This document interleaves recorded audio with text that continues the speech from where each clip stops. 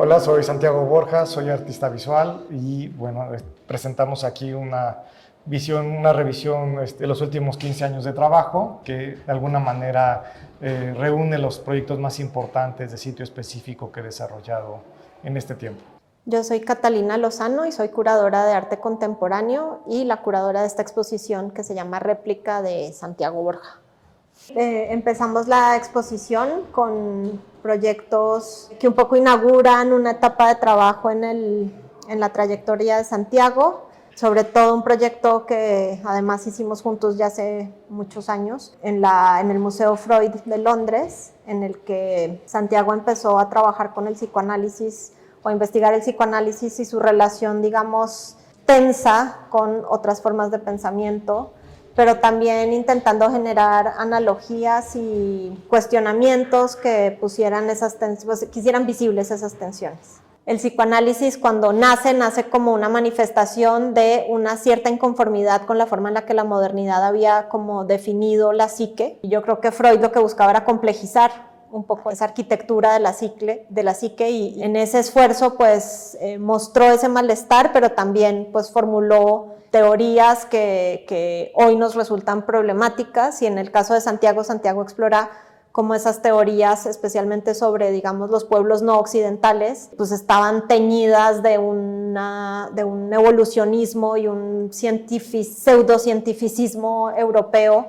que creía que Europa estaba como en la cúspide de la evolución y que todos los otros pueblos eran atrasados respecto a ese paradigma, además utilizando el término de primitivo, que es algo que pues obviamente hoy en día está totalmente desmantelado, pero que a pesar de eso yo creo que tenía una relación también curiosa con ese otro a Europa, porque todo su entorno de trabajo, su estudio en la Casa Freud de Londres, donde Santiago realizó este proyecto, estaba lleno de objetos que provenían de diferentes culturas, y su diván en particular, que es el diván realmente es como un objeto paradigmático dentro del psicoanálisis, estaba cubierto de tapetes persas, turcos, y lo que hace Santiago es reemplazarlos con textiles que él realizó en colaboración con dos familias wixárika. Y en este sentido creo que el interés es también valorizar esas otras formas de pensar o entender o traducir la realidad, en las que la psique también juega un papel muy importante y los sueños juegan un papel muy importante, como lo juegan en el psicoanálisis, pero son utilizados de forma totalmente diferente. Entonces creo que en poner estas dos formas de pensamiento en tensión en un espacio tan icónico, pues ya empezamos a entender cómo las estrategias que utiliza Santiago para hacer que convivan cosas que normalmente nos parecerían muy diferentes o muy distantes en el tiempo, en el espacio. En esta primera sala tenemos una serie de serigrafías que reúnen el trabajo de estos 15 años. Son unas piezas que he hecho en función de cada proyecto de sitio específico y de alguna manera son una síntesis gráfica de cada uno de ellos. He tratado de producir una pieza por proyecto grande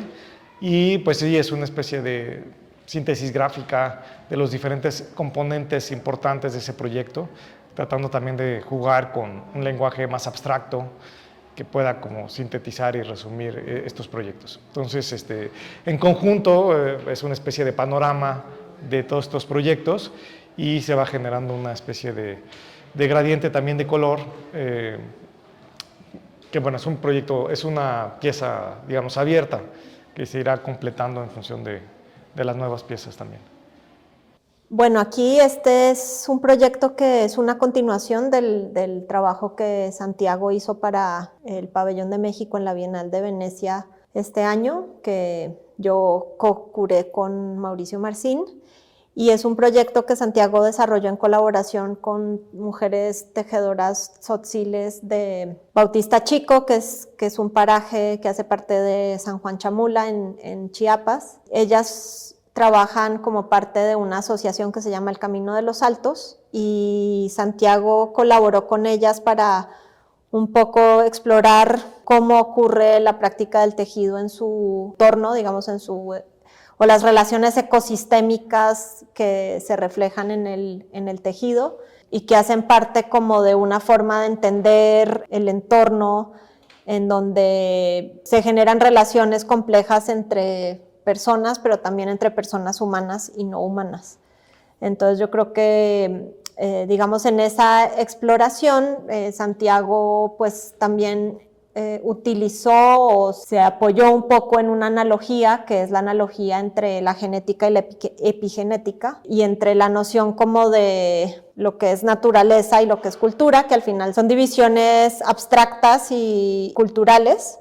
pero que un poco organizan el mundo, ¿no? Y la idea es un poco entender esas relaciones ecosistémicas como formas de cuestionar esas divisiones, digamos, impuestas por la modernidad y que en el caso de Bautista Chico pues son muy evidentes porque el tejido en sí mismo contiene todas esas relaciones de forma compleja. Y en este caso lo que ocurrió fue que hubo una colaboración entre varias tejedoras que hicieron un tejido colectivo en el que, digamos, estaban pasándose la trama del tejido y generando esta forma hexagonal que un poco muestra también esas relaciones sociales y culturales. Bueno, estas piezas que desarrollé en Bautista Chico son un poco la respuesta, digamos, es de los pocos proyectos quizá donde he tratado de trabajar sin una idea preconcebida de lo que del resultado, digamos, fue embarcarse en un proceso abierto de colaboración, de conversación, de traducción, con un grupo de personas que no conocía, con una realidad cotidiana, doméstica completamente distinta a la mía, y ver cuál podían ser esos puentes o esos puntos de contacto entre nosotros. Digamos que la idea rectora de este proyecto y también el de Venecia consistía en ver hasta qué punto en lugares tan tradicionales, con una cultura tan fuerte, hasta qué punto esa herencia, esa tradición dominaba por encima de la persona, es decir, o la persona cómo interactúa con esa tradición, cómo podemos jugar entre lo que es propio y lo que es compartido, ¿no? Hasta qué punto el individuo, la persona, puede modificar o transformar hasta cierto punto esta herencia que va desde la forma de vida hasta la práctica del textil, etc. Y qué tipo de conversación se puede dar a partir de ahí. Por eso empezaron a surgir esta idea de hacer textiles colaborativos, de textiles colectivos también, donde a veces participaron, como en el caso de Chulel, que es la pieza que está allá atrás, participaron 6 tejedoras, o en esta que es costumbre, porque finalmente costumbre es una palabra que parece representar esta idea de una herencia inamovible. En costumbre hay un diálogo entre 2 tejedoras que este diálogo se da a través del intercambio de la trama. Aquí al centro tenemos una pieza que retoma la topografía de este paraje de Bautista Chico y está representado de manera simbólica los ejes cardinales porque cada uno de ellos tiene un color específico que representa uno de estos puntos, que son el poniente, el oriente, el norte y el sur. Y bueno, pues simula un poquito la topografía montañosa de San Juan Chamula y de los Altos de Chiapas en particular. Además es un elemento muy socorrido de las velas, forma parte fundamental de las prácticas religiosas de este grupo. Aquí estamos frente a esta serie de dibujos que son dibujos que forman parte del proyecto que se presenta en el vestíbulo, que está inspirado en el diagrama del operador totémico del famoso antropólogo francés Claude Lévi-Strauss, que desarrolló la antropología estructural y básicamente estaba tratando de encontrar una estructura que sirviera para explicar todas las organizaciones humanas que ha habido, ¿no? Entonces, bueno, es una tarea titánica que no logró del todo, pero que de alguna manera forma parte de algo que vamos a encontrar a lo largo de la exposición, que son todas estas teorías que se dieron en Europa a principios del siglo XX, que trataban de explicar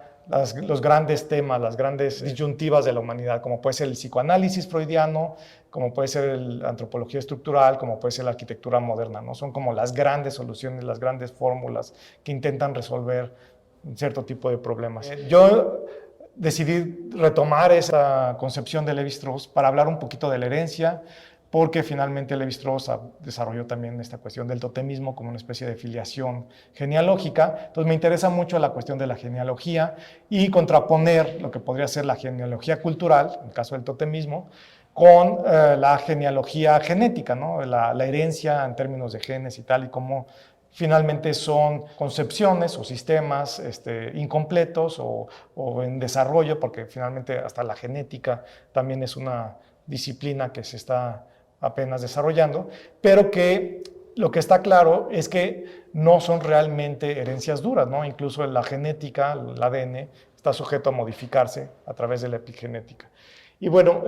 para tocar ese tema, desarrollé esta pieza textil que está inspirada, por un lado, en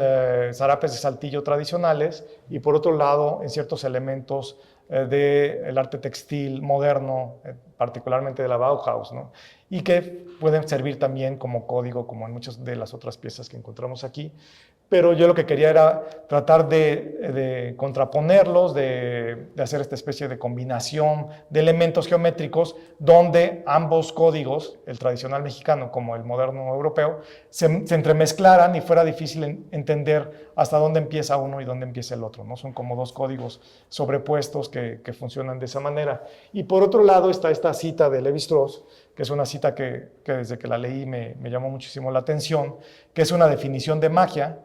y él hace una defensa en su libro El pensamiento salvaje sobre la magia, diciendo que no es una forma de pensamiento incompleta o precaria o inacabada, sino él la ve tan desarrollada, tan autosuficiente y tan interesante como el pensamiento lógico racional europeo,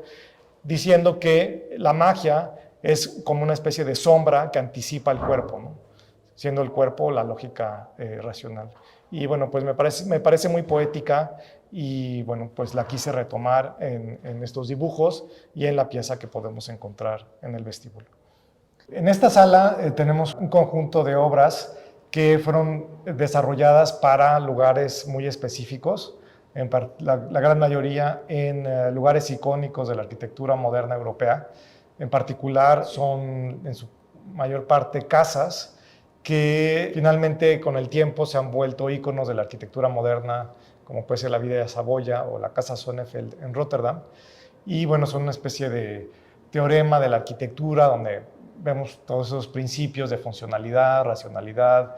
circulación lógica, un lenguaje un poco abstracto de la arquitectura, algo muy ortogonal, etc. Y bueno, estos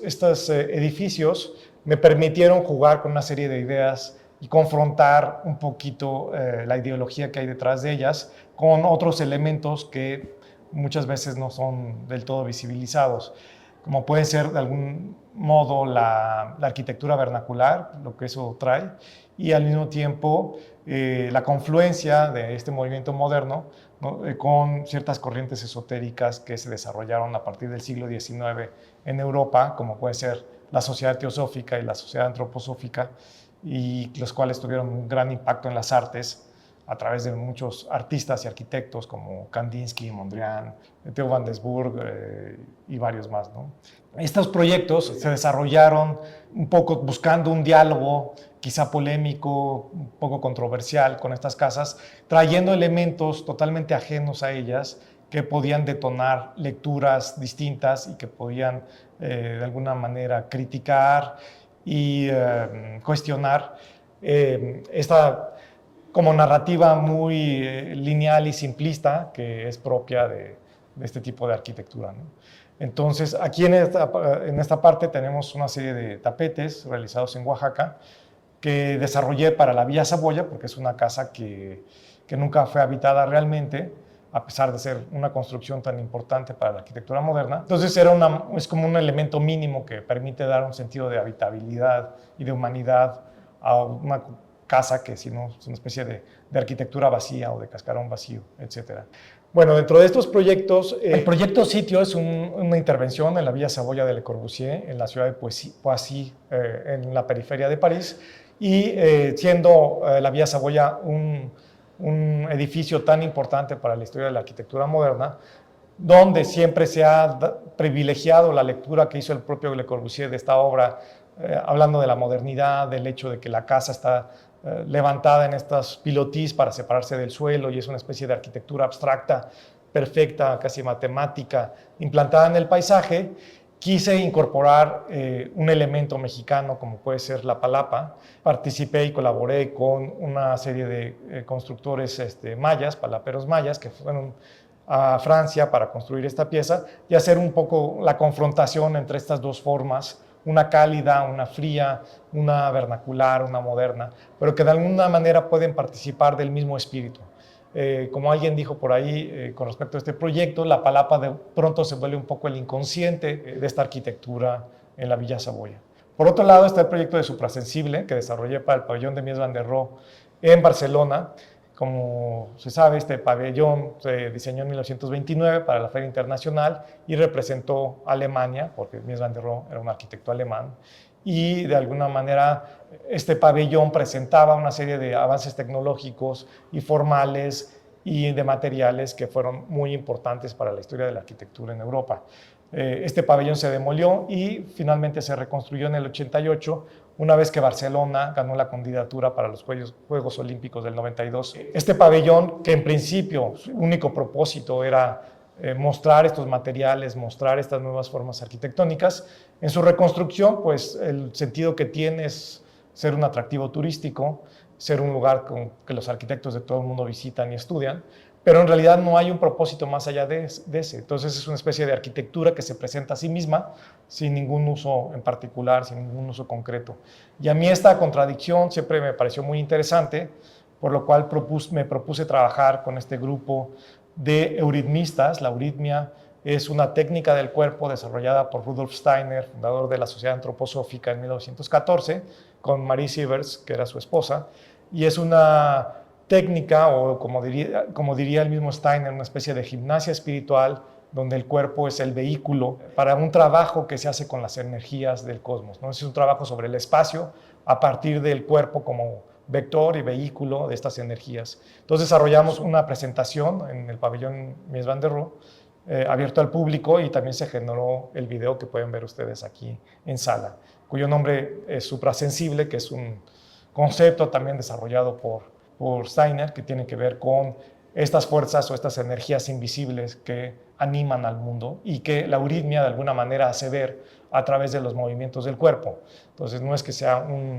una práctica de expresión corporal, sino al contrario, es una práctica de impresión o dejarse impresionar o dejarse permear por esas energías que no vemos, y de ahí el título de Suprasensible. Finalmente tenemos el proyecto del Observatorio Blavatsky en la Casa Sonnefeld. La Casa Sonnefeld es una casa también construida más o menos en la misma época, 1929-1930, para un industrial del tabaco muy importante en Holanda. Y esta casa tiene la peculiaridad que fue diseñada y construida por un arquitecto moderno, racionalista, digamos, que a su vez era el presidente de la Sociedad Teosófica holandesa. Entonces es un personaje muy interesante, puesto que participa un poco de ambos mundos, la arquitectura moderna racional y de la práctica de ciertas creencias esotéricas, que curiosamente también se van a ver reflejadas en el último proyecto de esta sala, que es la intervención en la Casa Neutra, que fue financiada por este mismo personaje presidente de la Sociedad Teosófica en Holanda. Entonces hay una serie de conexiones ahí entre este como inconsciente esotérico, o a falta de mejor palabra, primitivo, que puede haber en esta arquitectura, que en principio se presenta como muy racional, funcional, moderna, lógica, etc., ¿no? Entonces es un poco la vena que corre detrás de la arquitectura que podemos ver aquí.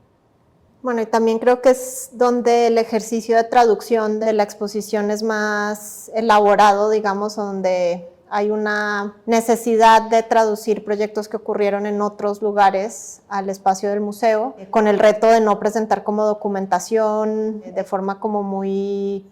tradicional, sino de traer un poco los procesos de trabajo que llevaron a estos proyectos dentro de la exposición, dándoles un espacio específico, y pues sí mostrando por lo general con fotografías pues los resultados formales, aunque claramente el trabajo de Santiago, el proceso es algo muy importante, donde al final se va dando forma a diferentes proyectos,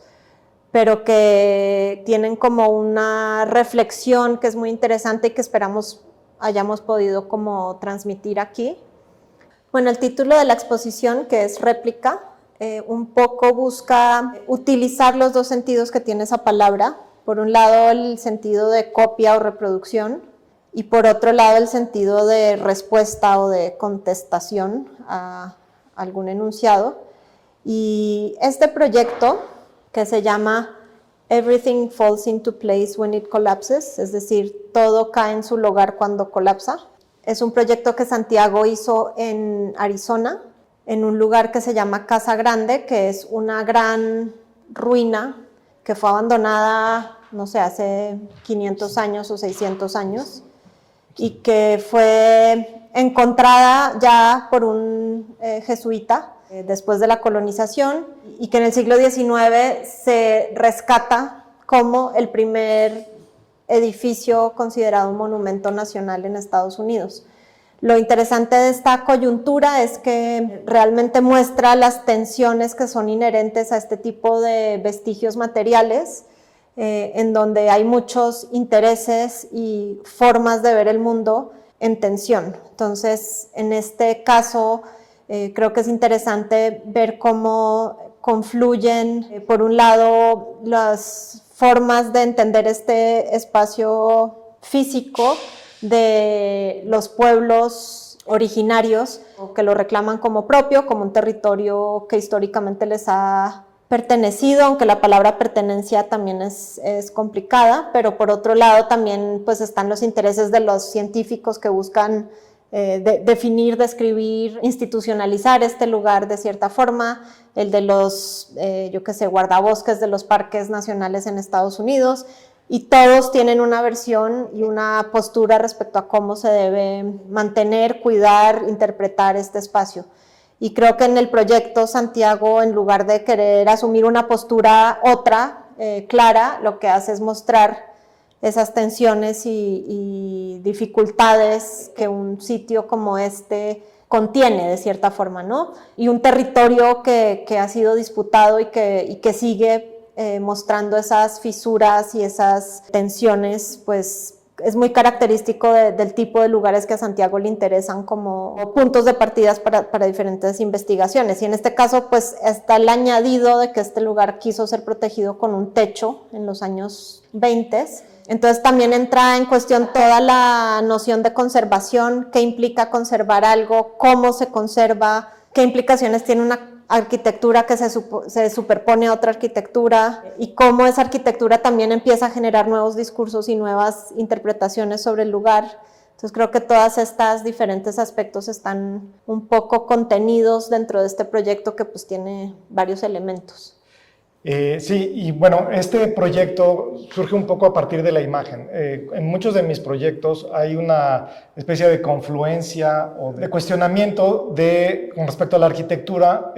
sobre la cuestión de si es una imagen, si es un objeto, si es una experiencia espacial, etc. Y hay como mucho traslape de esas categorías en muchos de mis proyectos. En este en particular, el detonador fue haber descubierto una imagen de este lugar, donde el techo tan prominente, tan industrial, tan funcional, digamos, sin ninguna intención estética, sin ninguna intención de que se viera bien, simplemente con esta lógica práctica muy americana de protección, etcétera, se sobrepone a la ruina, ¿no? Entonces pronto fue una especie de matrimonio forzado que visualmente me pareció que servía muy bien como metáfora para hablar justamente de la visión más occidental sobre lo vernacular, sobre lo tradicional, sobre lo local, etcétera, ¿no? Y los diferentes materiales que vemos aquí en las maquetas de alguna manera tratan de representar esas visiones distintas que hay de este mismo sitio, como pueden ser la de los Pima, que reclaman una filiación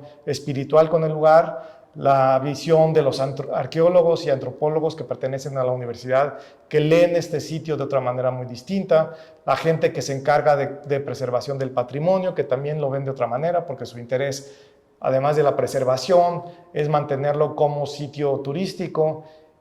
Por otro lado están los conservadores, con la cuestión de los animales que viven ahí, etcétera, ¿no? Entonces, cada uno de ellos tiene una visión distinta de este mismo lugar y pues aquí quise presentar esa multiplicidad de voces, no privilegiando una como la verdadera y las otras como falsas, sino realmente cada uno de ellos tiene una explicación, una visión muy concreta de este sitio, ¿no? Y también me sorprende y me fascina el hecho de que un lugar así pueda seguir generando polémica, discusión y de alguna manera encarna todo este uso ideológico que puede haber del patrimonio y cómo se instrumentaliza para hacer pasar unos mensajes por encima de otros, ¿no? Aquí en esta parte de atrás tenemos unas piezas de un lugar cercano a Casa Grande que consistió en una construcción de los años 70 para hacer una fábrica de maquila, pero que nunca se utilizó y que finalmente cayó en desuso y en abandono y en destrucción posterior, pero que hace un eco interesante justamente por su cercanía con la Casa Grande entre la ruina antigua y la ruina moderna. Entonces, bueno, creo que es un diálogo interesante en estas dos piezas. En esta sala vemos